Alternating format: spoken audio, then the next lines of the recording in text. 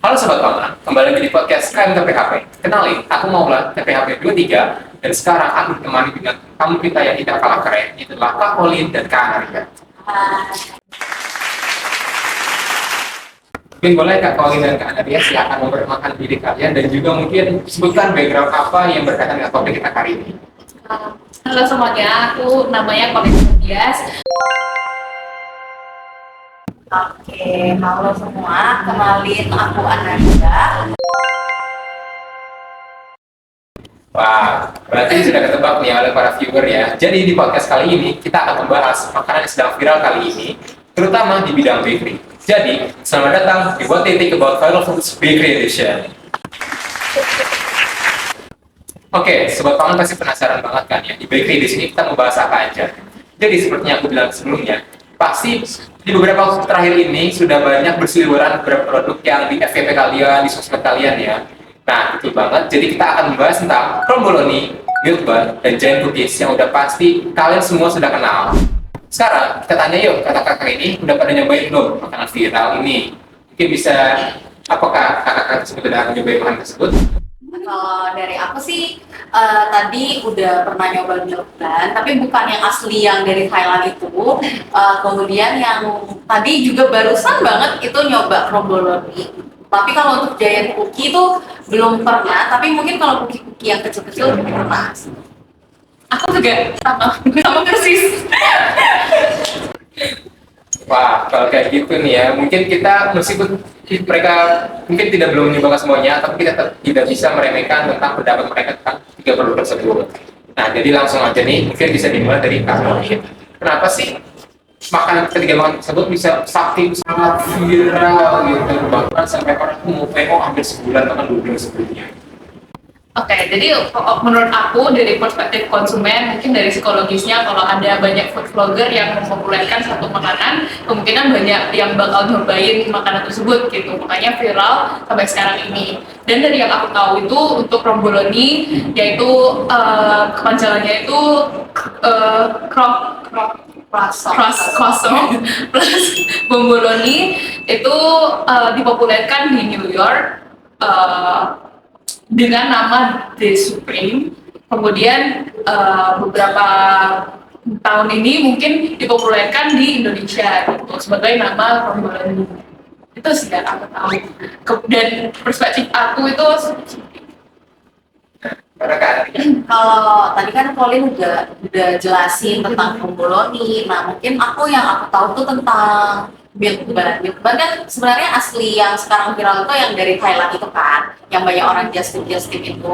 Nah, mungkin asli awal viralnya kayaknya sama juga seperti kromboloni yang ada kayak mungkin vlogger atau konten kreator, dia habis video dia makan lalu dia masukin lalu orang suka, ternyata akhirnya jadi viral gitu. Nah, kalau yang giant cookie itu mungkin yang aku tahu itu kayak kayak mungkin kalau sekarang kan orang tiba-tiba gengsi itu kan kayak cepet bosen, cepet apa. Nah, kemudian tapi dia mau surprisein orang, tapi orang tuh kayak udah bosen, kayak dapet cake lagi, kayak kue ulang tahun itu kan kayak membosankan juga. Dan makanya itu yang membuat gimana sih biar tetap bisa surprise orang tapi dengan cara yang berbeda. Nah, itu dikasihnya giant cookie gitu. Nah, ada juga orang yang bilang kalau sebenarnya dia milih giant cookie sebagai hadiah surprisein ulang tahun itu karena lebih murah.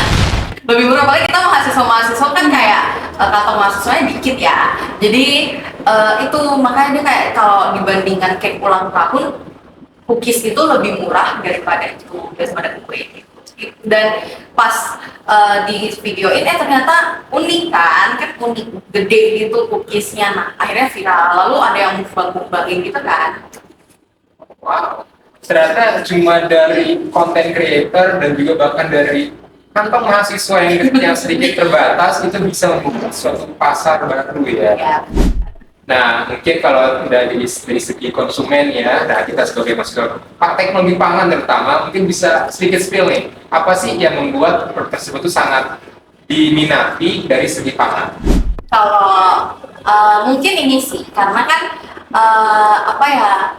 mungkin satisfying gitu ya, kayak kalau apalagi yang punya kromboloni itu kayak orang kan kalau misalnya lihat orang nge-review apa gitu kayak ini loh kayak di luarnya crispy, dalamnya lembut atau elastis. Nah kemudian apalagi itu kayak berlapis-lapis jadi kayak bisa apa kayak dikomprek ya, istilahnya dikomprek satu-satu lalu dia juga ada isinya. Nah kalau milk bun itu mungkin ada something new dibanding roti-roti tawar pada umumnya karena dia ada isian lalu di atasnya dikasih flan kayak seperti flan atau krim gitu kan. Dan mungkin yang penting juga karena itu adalah sesuatu yang dari luar, jadi kayak dari Thailand. Apa nih yang dari Thailand lucu nih kayak. Nah kalau giant cookie mungkin balik lagi karena cookiesnya gede gitu, cookiesnya gede jadi target konsumen yang disasar itu orang-orang yang penasaran dan suka sesuatu yang unik dan jadi kena semua jadi akhirnya viral. Nah tapi mungkin dari perspektif ilmunya kamu dulu deh yang ngomong. Kalau perspektif itu, jadi aku mau nambahin aja. Kalau yang aku tahu tuh sebenarnya ada milk bun tapi dari Japanese. Dan tapi itu kalau dari yang teman-teman cari nanti di Google itu tuh lebih less appetizing, maksudnya kelihatannya seperti basic aja gitu. Sedangkan kalau yang milk bun yang dari Thailand ini itu lebih ada flan-nya di atas dan ada bumbunya lagi. Jadi mungkin teman-teman lihatnya itu kayak dari sini banget lo pengen coba. Apalagi ada varian rasa ya. Tuh. Nah, kalau teknologi pembuatannya ini agak lama ya. Nah, jadi mungkin kalau yang aku tahu tuh apa ya, kayak misalnya kalau yang kromboloni kenapa dia bisa sampai berlapis-lapis karena kan sebenarnya basic dough-nya itu adalah dari croissant kan. Croissant kan jadi teknik yang dia pakai tuh sama, cuman bedanya tadi pas pencetakan di akhir dan bedanya lagi adalah kromboloni ada isian dan ada hiasan di atasnya itu. Nah, tapi teknik dasar atau prinsip dasarnya itu adalah pokoknya ada proses ada adonan lalu digiling lalu habis itu dikasih butter lalu dilipat lalu digiling atau didingin di kulkas biasa. Nah itu yang membuat karena prosesnya diulangi berkali-kali akhirnya kan ada yang lipatan tuh. Nah ketika dipanggang karena ada lapisan lemaknya dan airnya yang kan lemak sama air itu nggak bisa nyatu ya, jadi makanya nanti ketika dipanggang mereka saling berkompetisi akhirnya terbuat lapisan-lapisan yang berongga. Lalu kalau karena dia dari basicnya dari croissant pasti croissant tuh ada penambahan ragi atau yeast yang itu mana kalau terjadi fermentasi dia bisa menghasilkan CO2. Nah ketika dipanggang CO2 itu yang akan CO2 kan kalau dipanggang dia akan terbang gitu kan. Nah itu yang membuat adonan juga ngembang dan berongga-rongga. Nah kalau milk bun sebenarnya prinsip dasarnya sama, bedanya adonannya terbuat dari bukan air dan iya tapi milk dan iya. Bedanya milk bun dengan roti tawar pada umumnya adalah kalau di milk bun tuh dia ada penambahan susu dan susu itu akan menyumbang fat juga. Nah tapi kalau roti tawar pada umumnya tuh paling air doang gitu, air sama ragi sama tepung sama gula. Nah itu yang membuat milk bun itu kadang-kadang terasa lebih creamy, lebih pakai susu juga. Kalau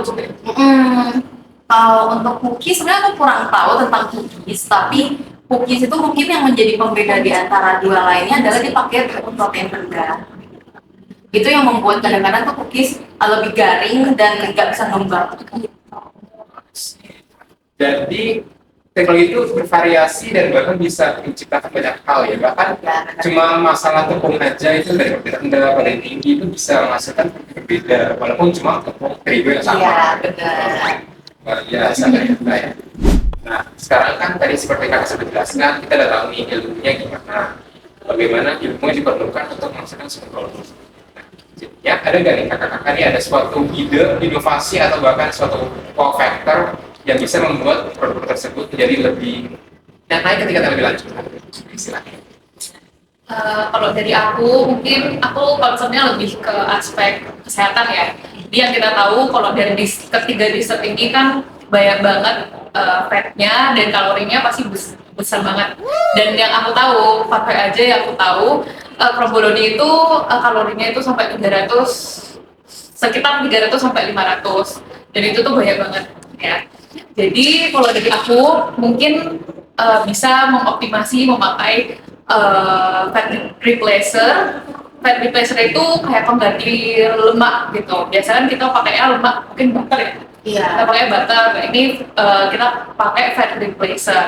Nah itu fat replacer itu komponen yang dibuat mungkin bisa dari protein, karbohidrat ataupun lemak yang kandungannya itu menyerupai fat biasa, tapi itu mungkin kalorinya agak sedikit rendah gitu. Kedua itu mungkin toppingnya bisa pakai lebih banyak buah lagi, dan kalau dari sisi pengemasannya nanti mungkin bisa dipakai lebih dipopulerkan untuk memakai aluminium foil karena dia mengurangi oksidasi lemaknya. Karena oksidasi lemak itu bisa terjadi karena transmisi cahaya dari luar ke kemasan itu tinggi, atau bisa terjadi pertukaran udara dari luar kemasan ke dalam kemasan dan sebaliknya.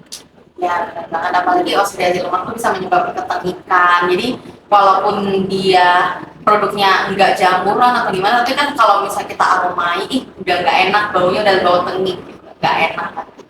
Kalau dari sebenarnya aku setuju banget sama punya Colin, apalagi sekarang kesadaran masyarakat akan pentingnya kesehatan, tapi tetap mau mencoba-coba produk-produk viral seperti tadi yang tinggi lemak, tinggi kalori, tinggi gula, itu kan kesadaran akan kesehatan itu semakin meningkat. Nah, jadi pangan-pangan yang dibuat jadi sehat, apalagi yang dessert-dessert itu sebenarnya penting banget. Dan mungkin kalau inovasi dari aku tuh kurang lebih sama, dibikin seperti mungkin nanti dicari fat replacer-nya atau sugar replacer yang lebih rendah kalori tapi tetap memberikan manfaat kesehatan dan tapi tetap produknya enak gitu kan. Nah, atau bisa juga kalau misalnya jahit cookie mungkin kayak tepungnya, kalau biasa kan tepung terigu ya, nah itu bisa kayak kita kayak bikin dari tepung Garut atau tepung umbi-umbian lokal Indonesia. Jadi kayak itu juga selain bisa meningkatkan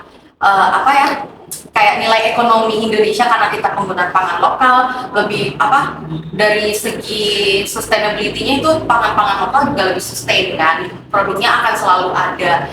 Dan di satu sisi dia memberi manfaat kesehatan, misalnya kayak tepung Garut tuh banyak jurnal-jurnal atau penelitian yang udah membuktikan kalau itu tuh terbukti bisa memberikan kesehatan untuk konsumennya. Dan mungkin fun fact juga kalau biasa jahit cookie itu kan kurang garing, dan aku kayak sering baca tuh kayak katanya kurang garing dan dia lebih kayak empuk-empuk gitu. Nah, kalau orang yang suka ekspektasinya cookie itu garing gitu kan, nah itu pakai tepung Garut tuh bisa meningkatkan tekstur juga, jadi teksturnya jadi lebih garing. Intinya gajar-gajar sekali ya, memang menunjukkan teknologi pangan yang sudah veteran nih pasti. Nah, jadi teknik udah, bahan udah, jadi udah kita sikat semua, udah kita bahas semua. Mungkin ada kata terakhir atau mungkin saran atau mungkin ajakan kepada penonton-penonton kita yang mungkin tertarik untuk mengonsumsi produk ini setelah menonton video kita. Kalau dari aku mungkin ajakan akhirnya itu adalah mungkin karena kalau bisa tuh nggak hanya cuma FOMO gitu loh, kayak mungkin bisa kayak lebih consider lagi, apalagi kalau produk-produk tadi kan adalah produk-produk yang bukan asli Indonesia. Nah, jadi itu bisa kayak selain kita FOMO, tapi kita juga bisa kayak lebih sering berinovasi lebih lagi untuk meningkatkan pangan-pangan lokal. Apalagi Indonesia punya kekayaan kuliner yang sangat tinggi dan sangat biodiversitas, dan itu yang menjadi poin plus Indonesia untuk selalu bisa berinovasi lebih lagi. Bahkan kalau bisa makanan Indonesia itu diviralkan semua aja daripada kita hanya viralin makanan-makanan kayak produk-produk tadi gitu. Dan mungkin ajakan lainnya itu bisa juga kayak konsumsinya lebih dikurangin, dan jangan sering-sering kalau mau FOMO nyicip-nyicip aja biar enggak terlalu tidak membawa manfaat buruk lah untuk kesehatan. Kalau dari Colin? Setuju banget. Jadi kalau bisa tuh dari Indonesia sendiri bisa mengembangkan dessert-dessert yang lebih mungkin yang lebih healthy lagi ke depannya biar bukan cuma kita yang terinspirasi dari brand-brand luar gitu, tapi brand-brand luar juga bisa terinspirasi dari dessert-dessert di Indonesia. Itu satu, sama yang kedua ya jangan makan terlalu banyak dessert. Selalu saya kalau ini Iya benar. Betul banget sahabat pangan. Jadi intinya itu bisa dibilang jangan jadikan tren ini jadi saingan produk Indonesia tapi menjadi inspirasi. Iya benar. Dan kedua mungkin apa ya, konsumsi denganlah moderasi. Dan ketiga mungkin yang paling penting jangan FOMO. Iya. Gak terasa udah di ujung perbincangan kita kali ini. Jadi sobat pangan, dari video yang kita kali ini dan percakapan kali ini pasti udah banyak banget insight-insight baru tentang teknologi, mungkin bisa menunjukkan, bisa di-spill ke teman-temannya, mungkin dari kalian lebih. Wow, it looks fabulous. Nah, so that's it from us. What do you think about Barefoot Bakery Edition? See you in our next podcast. Goodbye.